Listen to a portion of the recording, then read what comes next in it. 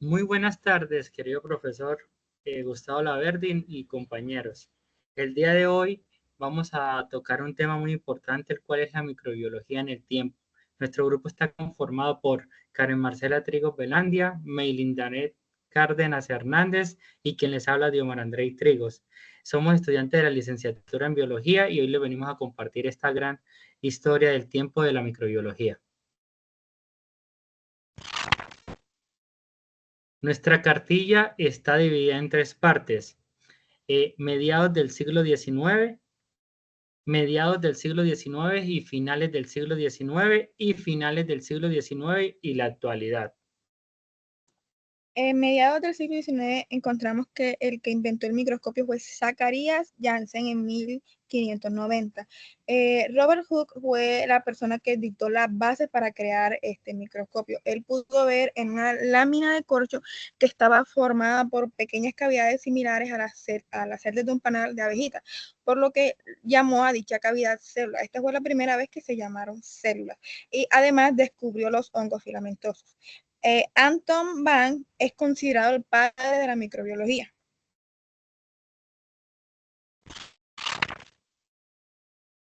Ya que en 1675, mediante un microscopio simple, se observó que en una gota de agua había muchas criaturas a las que denominó animalculos. El microscopio fue construido por Anton Van, basado en el modelo que creó Robert Hooke. Además, encontró bacterias por primera vez en 1683.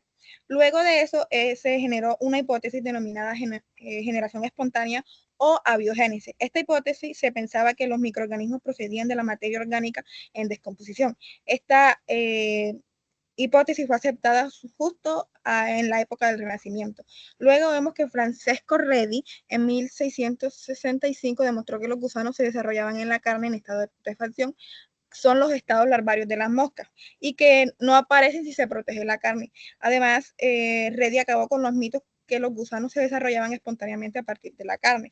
Luego, Lázaro Spallanzani en el siglo XVIII demostró repetidamente que el calentamiento puede evitar la aparición de animalculos en las infusiones, aunque la duración del calentamiento es variable para este fin. Luego llegó a la conclusión de que estos animalculos pueden llegar por el aire a la infusión, siendo así esta la explicación de su supuesta generación espontánea en las infusiones que habían sido calentadas.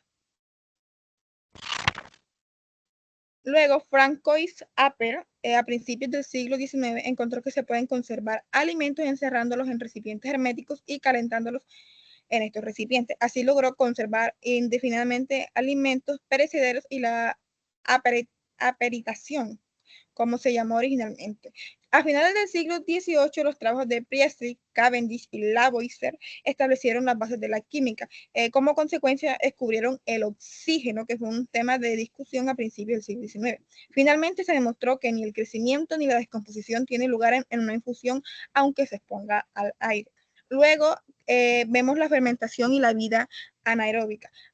Louis Pasteur demoró estudiando 20 años para lograr demostrar que la fermentación iba invariablemente del desarrollo de microorganismos y que cada fermentación se realiza con un tipo específico de microorganismos. Él descubrió las formas de vida que solamente pueden vivir en ausencia de oxígeno molecular, es decir, los aeróbicas y los anaeróbicos. Luego, durante varios estudios sobre la fermentación, específicamente en la butírica, mientras examinaba el microscopio, observó que las bacterias estaban al borde de una gota aplastada en el estrecho en contacto con el aire, que quedaban inmóviles, y mientras que las que se encontraban en el centro seguían móviles. Ahora, a continuación, mediados del siglo XIX, finales del siglo XIX, encontramos el avance de la investigación de las enfermedades infecciosas. En el siglo XVI, Girolamo Francostoro de Verona decía que las infecciones podían aparecer por partículas a las cuales él llamó fomes, pero pues nadie le hizo caso, ya que la mayoría de personas creían que esto se debía a fuerzas sobrenaturales o desequilibrios de fluidos corporales. En el siglo XVIII, Eugenio Espejo habló de la existencia de microorganismos, que la limpieza y el uso de vacunas eran importantes para evitar las infecciones, además de que se podía transmitir mediante el contacto con otras personas o con objetos infectados. En 1836, Agostino Bassi demostró que un hongo era la causa de la enfermedad de los gusanos de seda. En 1839, Shaun Lane descubrió la asociación de un hongo con una enfermedad cutánea humana, la cual es la tiña famosa. Joseph Lister desarrolló un método de cirugía aséptica, en el cual los instrumentos se iban a esterilizar con calor. Además, se trataban los vendajes con fenol, lo cual ayudaba a destruir las bacterias y evitaban las infecciones de las heridas.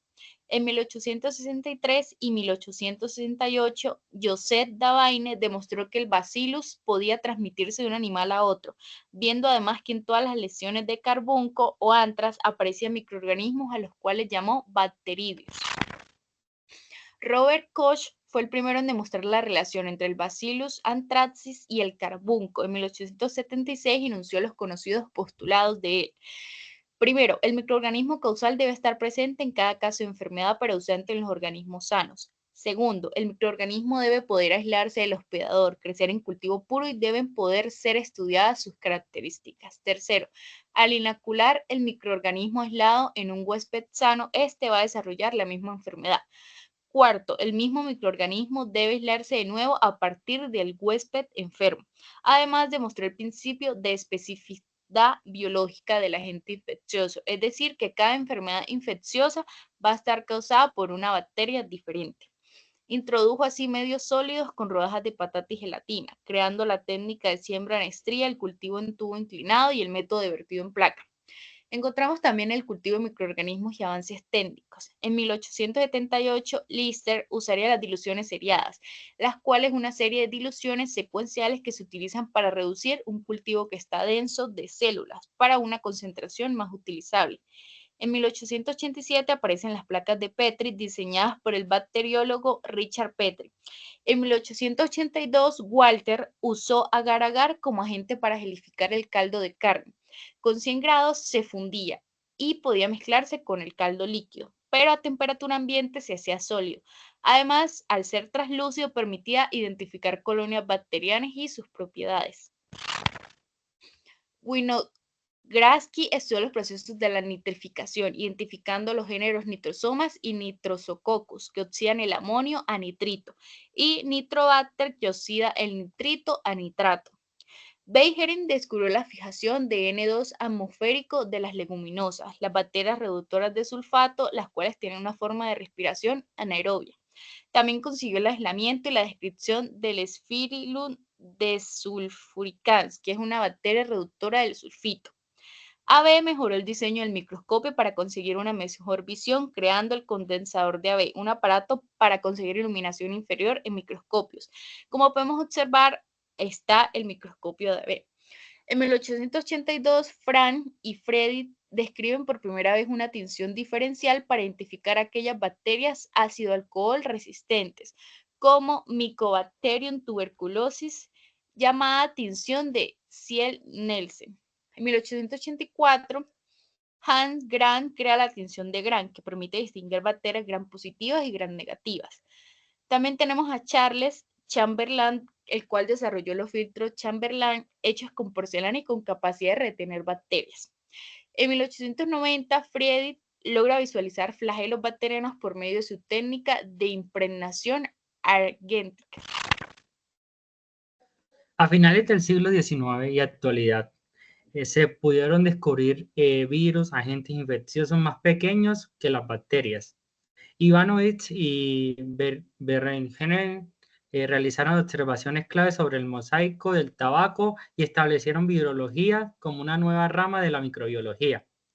Y descubrieron que hay multitudinidades de enfoques en el estudio microbiano, en el cual en el tiempo actual se estudian los microorganismos y sus actividades tanto en los patógenos como en los no patógenos. También comprende conocimientos en distintos campos como la ecología, la inmunología, genética o la bioquímica, entre otros. A su vez, la microbiología se puede dividir en otros campos. Ahora mismo estas son especialidades como son la bacteriología, que es el estudio de las bacterias, y las arqueas. Si bien las arqueas son un dominio diferente al de las bacterias, la bacteriología comprende el estudio de ambos.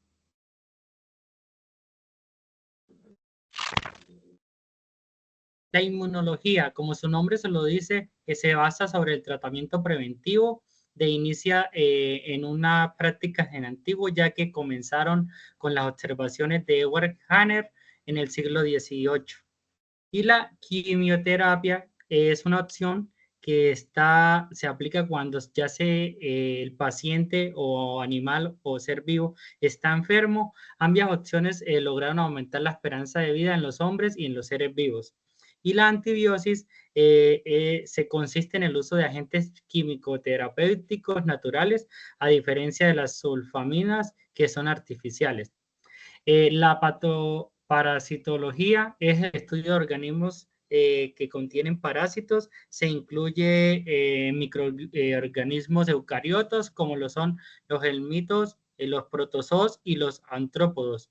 Además, se estudia las enfermedades que provocan dichos parásitos en seres humanos, animales y plantas.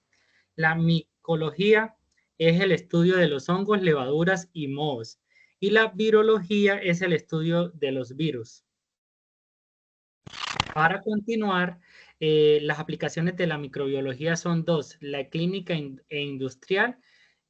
La aplicación clínica es un control de las bacterias, virus, hongos y de su impacto en la salud humana y animal.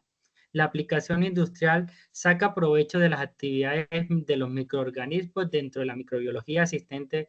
Existen estas disciplinas, las cuales han ayudado a hacer más profundo el estudio de la microbiología, como son la microbiología médica, que es el estudio de los microorganismos que causan enfermedades en el ser humano. Tenemos también la microbiología veterinaria, que se dedica al estudio de los microorganismos que causan enfermedades en los animales. La microbiología sanitaria es el estudio de los microorganismos que contaminan y estropean a los alimentos. La fitopatología es el estudio de las enfermedades que determinados microorganismos causan en las plantas.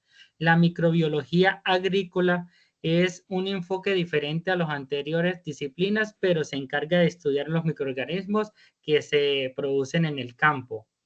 La fisiología microbiana se dedica al estudio del crecimiento del metabolismo y regulación de los microorganismos a nivel bioquímico.